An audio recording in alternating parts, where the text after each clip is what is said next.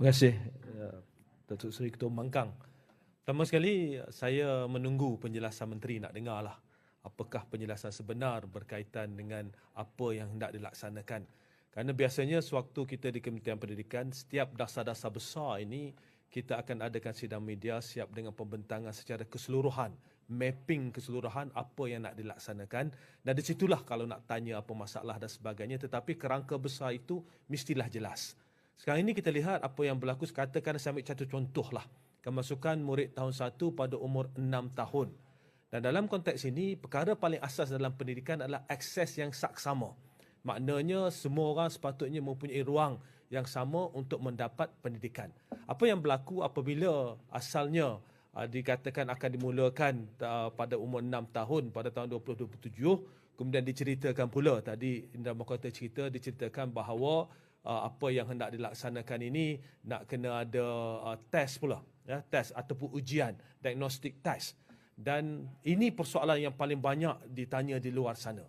Apakah bentuk test yang hendak dilaksanakan? Apa bentuk ujian yang hendak dilaksanakan? Kalau ujian itu hendak dilaksanakan, nak masuk darjah 1 6 tahun, maknanya ujian itu akan dilaksanakan pada umur 5 tahun. Dan siapakah yang akan melaksanakan ujian ini? Setiap satu kohort, tahun lepas untuk kohort tahun 1 sekitar lebih 400,000 orang. 400,000 orang. Satu kohort 400,000 orang. Dan apakah keadaannya apabila katakan separuh atau hampir keseluruhan kohort-kohort ini ingin menghantar anak mereka pada umur 6 tahun? Dan bagaimanakah hendak dilaksanakan ujian diagnostik ini untuk murid atau untuk anak-anak kita pada umur 5 tahun, ya? Dan kita tidak mahu wujud keadaan apabila ibu bapa nanti berbincang, anak dah 6 tahun dah masuk darjah 1? Belum, anak saya dah masuk. Jadi kita juga tak mahu keadaan di mana mungkin satu masa nak kena ada tuition pula nak lepas ujian ini. Ini perkara-perkara yang Menteri kena jelaskan. Kerana kalau itu berlaku, maknanya kita mewujudkan satu keadaan yang menjejaskan kesaksamaan pada akses pada pendidikan. Itu sebab saya kata amat penting untuk Menteri beri penjelasan secara keseluruhan apa sebenarnya hendak dilaksanakan.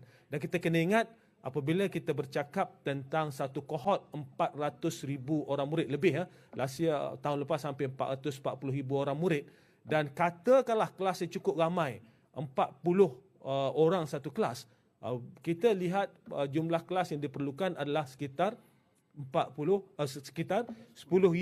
buah kelas untuk memenuhi 400,000 orang ini.